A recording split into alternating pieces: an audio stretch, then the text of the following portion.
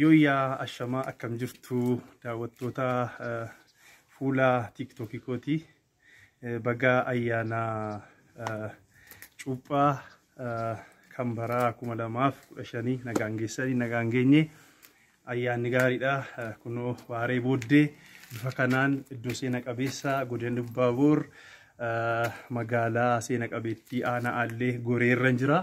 Bakki itti argamu kun har'a kan inni isin beeksisuu barbaade kan miidiyaa adda addaa geessanu kan toora miidiyaa hawaasaa irraa dubbistanu iddoo qoonsila Ingilizii kan turedha. Qoonsila Ingilizii kun jaarraa 20ffaa keessa Itoophiyaadhaaf kibba Itoophiyaatti magaalaa argamtu magaalaa Goree irratti tajaajilaa kan turee fi amma immoo hambaalee Goreen 22 qabdu keessaa hambaa tokko ta'ee kan galmaa'ee jiruu fi iddoo baay'ee namatti tolu, iddoo baay'ee daawwatamuu qabu, iddoo hambaan adda addaa keessatti argamu, iddoo kana jirra. Iddoo kanaatti dabarsuun baay'ee gaariidha.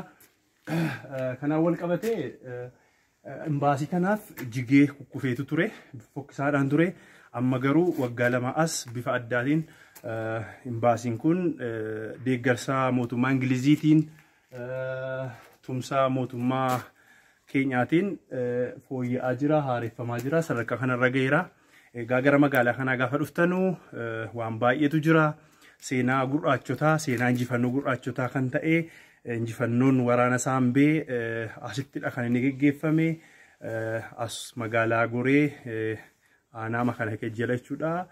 Ganda innoo Saambee yoo deemtan bakka injifannoo gurraachotaa Afrikaa kan ta'e injifannoo waraana Saambee argattu.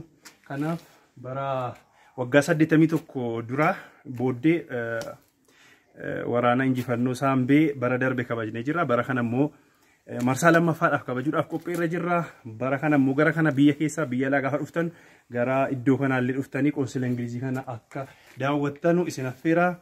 Egaan akkuma beekamu magaalaan Goree magaalaa seena qabeettii magaalaa guddittii Itoophiyaa ta'uudhaan waggaa 5 ol kan tajaajilteedha. Barreeffama adda addaa keessatti baruulee adda addaa keessatti akkuma barnoota keessatti illee barattan sa'aatii 24 kan jedhu ture sun dogongoradha. Hanga mootichi Haayile Sillaasee biyya keessaa baqatanii biyya Ingilizii turanii biyya ambaatii amma isaan deebi'anii Finfinnee irratti deebi'anii mootummaa isaanii hundeessan nitti magaalaan guddittii Itoophiyaa Goree akka turte abbootarraas qoranneerraa seenaan jiru kana fakkaata. Yooyaa ayyaana gaarii Goree kottaa daawwadhaa. Goreen biyya jaalalaati. Iluu Baabuur biyya magariitu biyya jaalalaati.